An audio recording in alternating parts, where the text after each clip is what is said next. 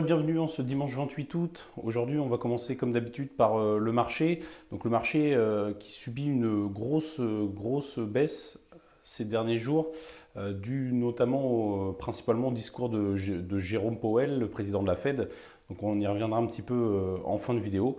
Donc il faut voir que le marché, là, le Bitcoin est repassé sous les 20 000 et il tente de les refranchir, mais avec difficulté. On devrait, à mon avis, aller voir dans les semaines à venir un étage plus bas. Donc c'est parti pour les actualités. Donc on a Mastercard qui s'associe à Binance pour apporter les crypto-monnaies à 90 millions de commerce. Donc voilà, pour ceux qui disent que les cryptos n'ont pas d'avenir et qu'ils n'auront pas d'utilité, on peut voir que des géants comme Mastercard, Mastercard et Visa, les deux plus grands géants du paiement, on peut voir qu'ils croient énormément dans les crypto-monnaies. Alors bien évidemment, comme on le dit toujours sur la chaîne, il y aura un tri, hein. Il y en aura qui performeront et d'autres qui tendront à zéro, des projets qui mourront. Mais on peut voir que voilà, un des plus gros exchanges, Binance, avec une des plus grosses sociétés de paiement, Mastercard, au niveau mondial, qui s'associe. Donc ça devrait permettre aussi la démocratisation des cryptos, parce qu'aujourd'hui, les cryptos sont plutôt, à l'heure actuelle, un outil d'investissement et de spéculation plus qu'un outil d'usage, parce qu'aujourd'hui on, on peut payer déjà avec des cartes crypto, mais c'est vrai que ça reste encore marginal et je pense que ce soit par le biais des paiements ou par le biais des jeux vidéo, du gaming, c'est pour moi deux portes d'entrée qui feront accélérer l'adoption des cryptos dans le futur. Et concernant Ethereum, la mise à jour The Merge approche. On a des dates, on en sait un petit peu plus. On sait que le 6 septembre, il y aura la mise à jour sur la Bitcoin Chain de la mise à jour Bellatrix. Donc ce sera une des mises à jour avant d'arriver à la mise à jour finale. Donc ce sera le 6 septembre prochain à 13h34, heure de Paris. Donc voilà, et on aura la mise à jour qui suivra derrière. C'est la mise à jour Paris qui doit intervenir dans un intervalle compris entre le 10 et le 20 septembre. Une fois que ça sera fait, comme on peut le lire dans l'article, au bout de 13 minutes plus tard, la mise à jour The Merge sera effective et Ethereum quittera le Proof of Work pour passer au Proof of Stake, donc la preuve d'enjeu au lieu de la preuve de travail.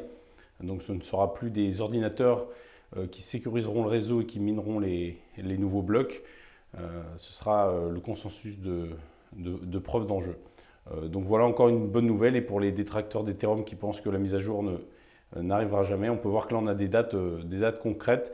Et il y a même Ethereum qui a lancé un programme de bug bounty. Donc les programmes de bug bounty, c'est qu'en fait on offre une somme importante aux hackers pour justement qu'ils viennent essayer de trouver des failles sur la blockchain, sur la mise à jour, et s'ils y parviennent, ils ont une prime, et là il y a une prime d'1 million de dollars à quiconque trouverait un bug.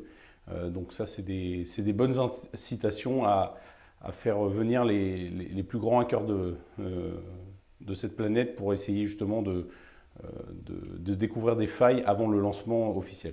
Dans la suite de l'actu, on a Stackinsat, la société d'épargne Bitcoin, qui est désormais disponible sur Ledger Live. Donc Ledger Live, pour ceux qui ont une clé Ledger, Ledger Live c'est en fait là un client, donc un logiciel que vous installez sur votre PC et qui va vous permettre de consulter vos crypto-monnaies sans sortir la clé Ledger, parce que la clé Ledger c'est juste une clé de sécurité. Il faut savoir que sur le Ledger Live, vous pouvez voir vos crypto-monnaies que vous possédez. Ils sont bien évidemment pas sur le logiciel, hein, ils sont sur la blockchain, mais ça vous permet de les voir et de faire quelques transferts, notamment d'envoi ou de réception. Par contre, à ce moment-là, il faut automatiquement connecter la clé Ledger à votre ordinateur. Mais on peut voir que là, Stackinsat, c'est en fait une société française qui permet de faire de l'épargne récurrente en Bitcoin, en d'autres crypto-monnaies d'ailleurs, je crois, mais je ne suis pas sûr qu'ils supportent d'autres crypto-monnaies. Faudra que j'aille vérifier. Si vous le savez, n'hésitez pas à me le dire en commentaire. On a dans la suite de l'actu l'un des plus importants fabricants de distributeurs de Bitcoin qui fait son entrée en bourse. Donc la société Bitcoin Depot, plus grande marque de distributeur de Bitcoin d'Amérique du Nord, va entrer en bourse, donc va être cotée au Nasdaq. Donc ça c'est pareil, encore un signe d'adoption, parce que ce fabricant de machines qu'on appelle des ATM Bitcoin, s'ils entrent en bourse et qu'ils vont faire une levée de fonds, ça veut dire qu'il va y avoir de plus en plus aussi d'ATM dans le monde, hein, notamment là aux États-Unis, puisque c'est leur secteur. Mais on sait qu'ils ne sont pas qu'aux États-Unis, ils sont au Canada aussi. Et ils ont 19% des parts globales du marché. Donc, ce qui est plutôt pas mal pour une société. Il y aura, je pense, dans l'avenir d'autres sociétés qui rentreront en bourse. Ce qu'on peut voir, il y a déjà énormément de sociétés, enfin pas mal, je trouve, de sociétés crypto cotées en bourse, donc notamment des mineurs de crypto-monnaies. Donc voilà, encore un pas de plus vers une adoption. On a la société Sorare qui va inclure 11 clubs de Ligue 2 sur son jeu de fantasy football. Donc pour ceux qui ne connaissent pas, Sorare, en fait, c'est un mélange de cartes Panini et de NFT. Donc en fait, c'est qu'aujourd'hui, vous avez à la base, Sorare, c'était que du football. Ils sont en train de se développer. Ils avaient en fait des cartes de football qui sont vendues aux enchères sur le site.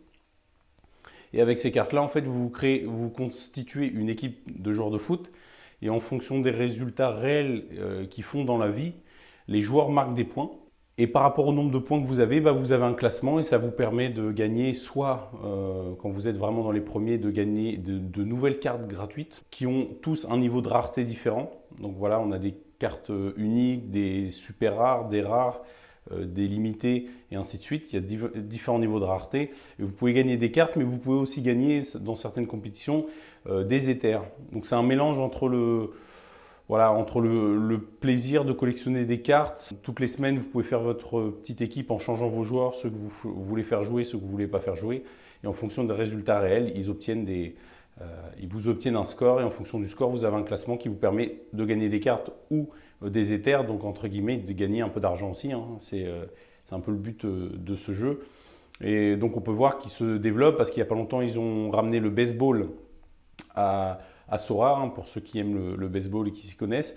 Et là, ils intègrent 11 clubs de Ligue 2. À terme, ils ont annoncé qu'ils allaient avoir absolument la totalité des clubs de Ligue 2. Donc voilà, une bonne chose en développement. Et on a entendu aussi il n'y a pas très longtemps qu'ils allaient rajouter un sport américain sur Sorare. Donc là, en plus du foot et du baseball, il y a un sport américain qui devrait arriver. Donc on ne sait pas trop. Ça va être à mon avis entre la NBA, hein, le basket, et la NFL, le football américain. Je pense que c'est les deux sports américains les plus demandés, les plus connus. Donc je pense que ça va être l'un des deux. J'ai un petit penchant, je pense que ça va être le basket en premier lieu, mais à terme, Sorare couvrira l'intégralité des sports, j'en doute pas. Et la nouvelle de fin de semaine qu'on a eue, c'était le discours pessimiste de Jérôme Powell. Donc, comme vous savez peut-être, la Fed était réunie à Jackson Hole. Et le président de la Fed, Jérôme Powell, a fait un discours de 8 minutes. Hein. Il était censé en faire un de 30 minutes. Donc il a fait un discours de 8 minutes où en gros, Jérôme Powell a dit, je cite, hein, bien que des taux d'intérêt plus élevés, une croissance plus lente et des conditions plus souples sur le marché du travail réduiront l'inflation, ils causeront également des difficultés aux ménages et aux entreprises. Ce sont les coûts malheureux de la réduction de l'inflation, mais cet échec à rétablir la stabilité des prix signifierait une douleur bien plus grande. Donc, vous voyez, un discours un petit peu pessimiste, hein. En gros, ils vont tout faire pour réduire l'inflation, même si ça fait souffrir les ménages. Donc voilà, aujourd'hui, ils ont imprimé à gogo, ils nous ont mis la tête sous l'eau avec leur impression monétaire. Et aujourd'hui, qui c'est qui paye? C'est comme d'habitude, c'est pas eux, hein. C'est toujours nous qui payons, c'est eux qui font les erreurs et c'est nous qui payons.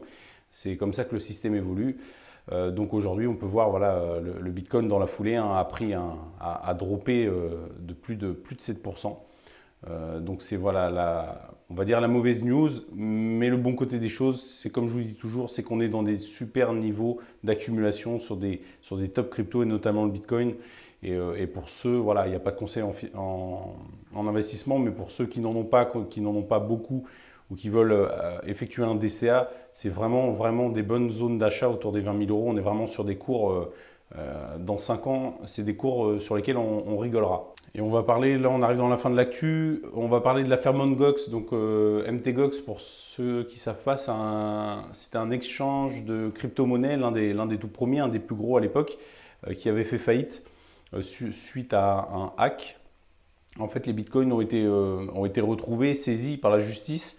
et ils vont être redonnés en fait aux détenteurs qui se sont fait hacker à l'époque. Les gens qui avaient des bitcoins sur la plateforme a fait faillite suite à un hack. Donc du coup, les gens ont perdu tous leurs bitcoins et là, ils devraient être récupérés. Donc là, il y a un faute sur cette affaire-là parce que on a eu des rumeurs un peu sur Twitter, un peu partout, qui disaient que justement, ils allaient tout redonner d'un seul coup les bitcoins aux gens et justement, les personnes qui étaient bloquées depuis 2014, ils allaient les vendre dans la foulée pour récupérer leur argent.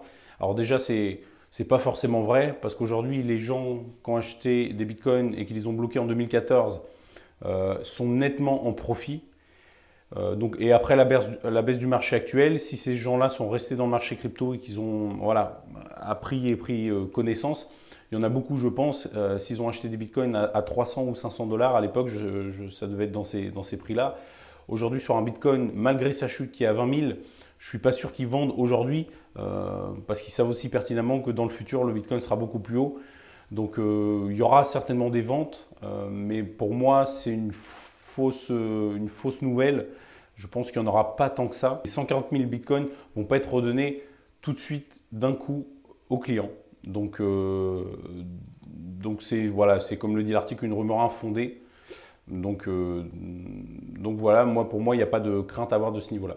Et on termine par une top news pour moi. Alors on parle d'Elrond. Elrond, c'est un projet que j'affectionne particulièrement. Je suis investisseur du projet depuis très longtemps. Je vous le dis en toute transparence. Il n'y a pas de sponsor, il n'y a rien derrière. C'est juste un projet que j'aime énormément.